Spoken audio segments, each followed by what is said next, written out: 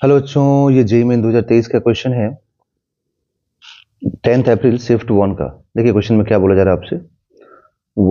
1 metre long metal rod X Y completes the circuit as shown in figure. The plane of the circuit is perpendicular to the magnetic field of flux density 0.15 Tesla. If the resistance of the circuit is 5 ohm, the force needed to move the rod in direction as indicated. ठीक है, बोल रहा है कितना force चाहिए यहाँ पर जिससे कि मतलब ये जो डायरेक्शन इंडिकेट किया गया उसमें मूव कर सके। Okay, with constant speed of 4 metre per second. ठीक, तो constant speed 4 metre per second के मूव कर सके। तो सबसे पहले देखेंगे कि फोर्स की रिक्वायरमेंट है क्यों, यहाँ पर क्यों जरूरत है, फोर्स की रिक्वायरमेंट यहाँ पर क्यों है। ओके, तो अगर हम लोग देखें फोर्स की बात करें, है ना, तो किसी भी करंट कैरिंग रॉड पे ना फोर्स देखना होगा हमें, तो उसके लिए फॉर्मूला होता है BIL। ठीक है, बट सबसे पहली बात की यहाँ पर करंट कहाँ से आएगा, तो करंट आएगा इंड्यूस्ड EMF के कॉन्सेप्ट से।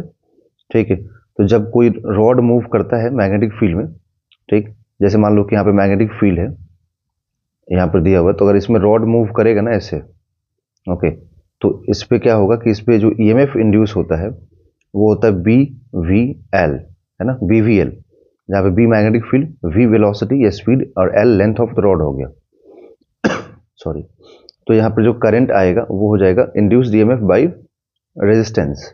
ठीक है, अब यहाँ पर सर्किट में रेजिस्टेंस वगैरह हमें दिया हुआ है, तो यहाँ से आपको करंट मालूम हो जाएगा। ठीक, अब इसमें जो बात होगी कि ठीक है, अगर ये EMF इंड्यूस होगा तो कौन सा टर्मिनल, मतलब ये X या Y, कौन सा टर्मिनल पॉजिटिव होगा, कौन सा नेगेटिव होगा। तो उसके लिए क्या होता है, यहाँ पे positive terminal negative terminal decide करने के लिए मैं आपको बताऊं, तो आप अपने राइट हैंड का ना, राइट हैंड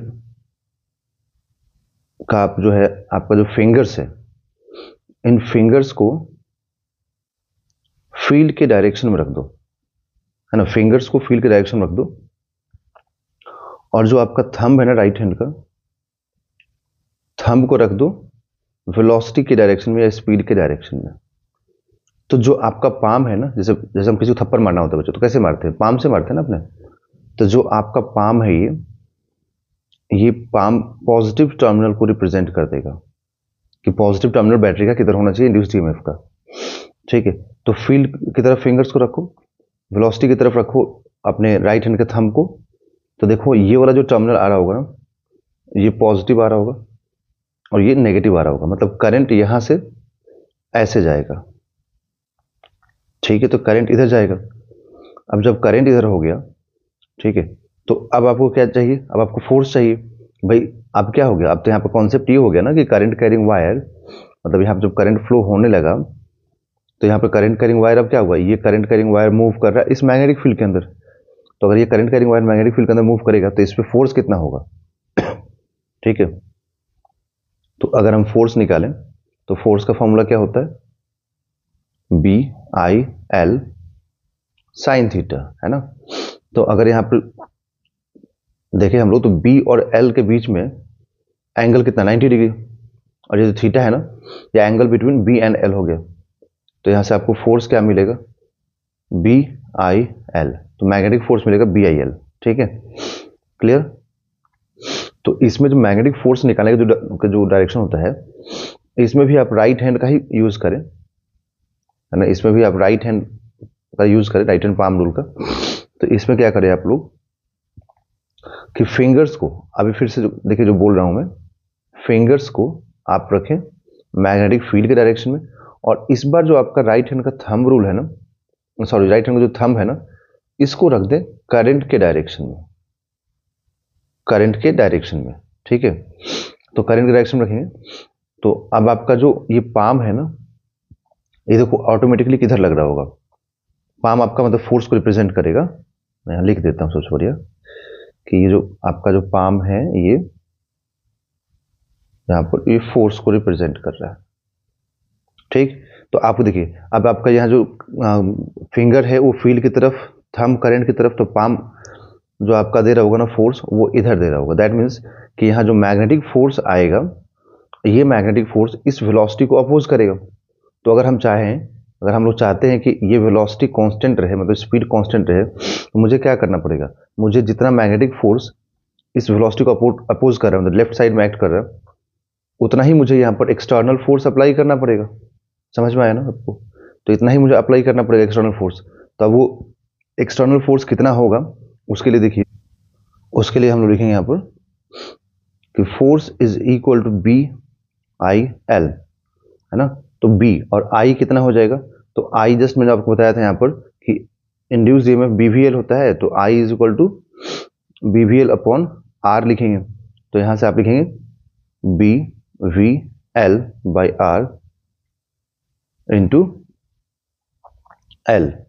तो यहाँ से magnetic force is equal to B square into V into L square by are.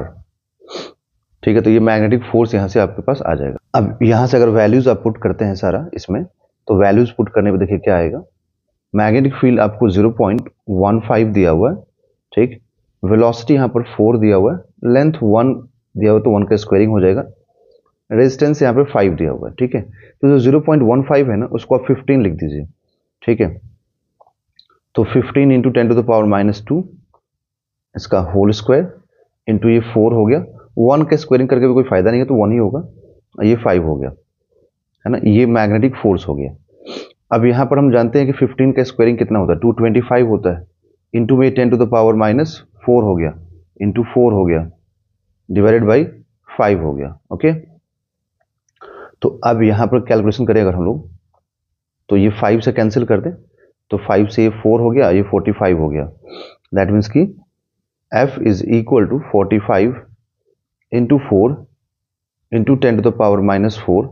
That means कि F is equal to 180 into 10 to the power -4 newton. तो यहाँ से फोर्स क्या मिलेगा, 18 into 10 to the power -3 newton, ठीक है। तो यहाँ से जो हमें मिलेगा ना, वो क्या मिलेगा, जो पूछा था, देखिए हमें मिल जाएगा यहाँ से 18, है ना, क्योंकि यही तो पूछा था यहाँ पर आपसे कि 8 मतलब 10 टू द पावर -3 के साथ मल्टीप्लिकेशन में क्या होगा, तो 18 होगा, तो आंसर विल बी 18।